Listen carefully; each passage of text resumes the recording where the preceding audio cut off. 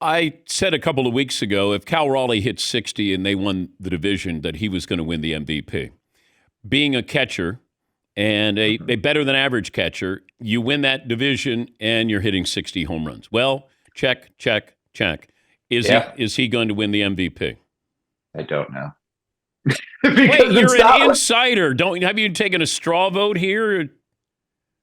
I don't ask other reporters. It's like asking somebody who you voted for. They're just things that you don't do in polite society, Dan. And I let's put it this way. I'm glad that I'm not voting for MVP this year because there's such great cases to be made for both Cal Raleigh and for Aaron Judge. And let me turn this on you since you are in the clear pro Raleigh camp. Aaron Judge's OPS right now is 175 points higher than Cal Raleigh's.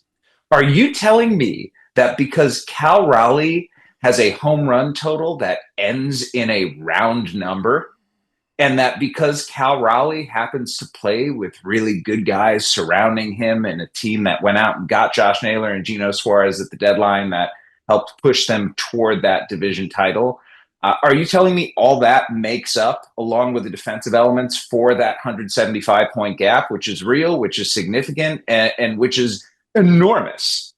Yes. Okay, fair enough. I think it's a great. Honestly, I think both of them have He's great moving arguments. past Mickey Mantle as a switch hitter. He's hitting 60 home runs, and he's doing it at the catcher position. That never happens.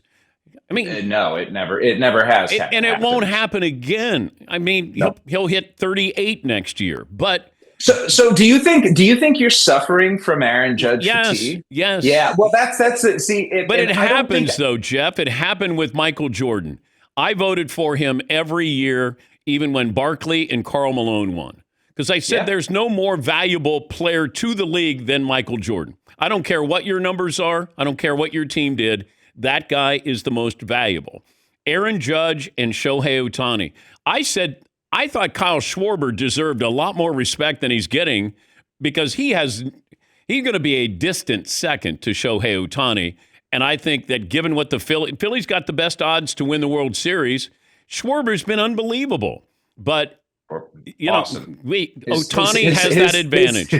His second home run last night was spectacular. 468 feet just into the night in Philadelphia. He's absolutely carried the Phillies to this point. And yeah, listen, I'm with you, but I think there's a little inconsistency going on here. If you're voting for Michael Jordan every year when Michael Jordan was putting up the best numbers, have you softened as you have grown wise and gone more for the narrative vote? Because the objective vote is for Aaron Judge. The narrative vote is unquestionably for Cal Raleigh. Yeah, but Aaron Judge was not Michael Jordan in the postseason. I was voting on the totality of what that season was going to be, and Aaron Judge is not a great postseason performer. Yeah, we don't get to vote. Like all of our votes are due before the postseason begins. Oh, I'm not saying that what my formula was fair, but I think it kind of bore out that, hey, he did win 6 championships in those years, even when he wasn't the MVP. And Aaron Judge, has done incredible, hitting 50 home runs. He's been incredible. Fourth time. He really has been incredible. I just think, this as a writer, we love a new story. What else are you going to say about Aaron Judge? He nearly went to the Giants. Boy, he was a great high school tight end. What?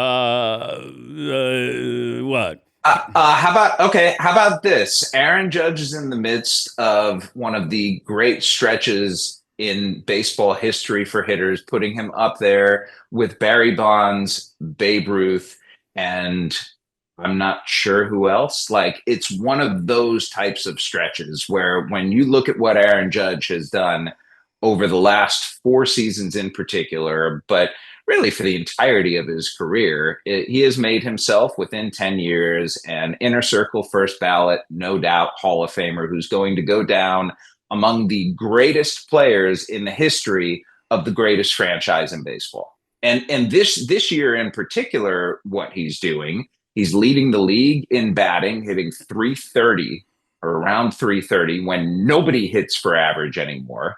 in an era where home runs are not difficult to come by necessarily, but certainly not easy. He's going out and hitting them with regularity. He gets on base more than anyone. He slugs better than anyone. He just puts up numbers that are so much different than everybody else in the sport. He is the outlier, Dan. And But I have no problem with that. I think Aaron Judge is great. He's not a great postseason performer. Has not been, yeah. Okay, fair. But we look at all of the greats of all time, and what do we focus on? Postseason. That's how you become greats of all time. Aaron Judge is a wonderful regular season player. I have no qualms with. Do you think Dan Marino was great? Do you think Charles Barkley was great? I mean, come on. They were great regular season players.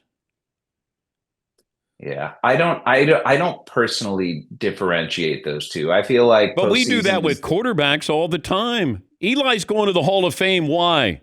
Because he won 2 Super Bowls, not because of what he did during the regular season. So we pick. Why don't we do that in other sports? Barry Bonds didn't win anything. Right. Yeah, we crushed Clayton Kershaw because he can't do anything in the postseason. He's one of the greatest regular season pitchers of all time. Like, we do hold other people accountable in other sports. Why can't we do that? Aside from just quarterbacks. 100% you can. It is within your right, and it makes for great arguments. I just, I look at it like I think the regular season matters, and I just don't want that to get swept away amid all of the discussion about what the postseason is. Okay. So that's all.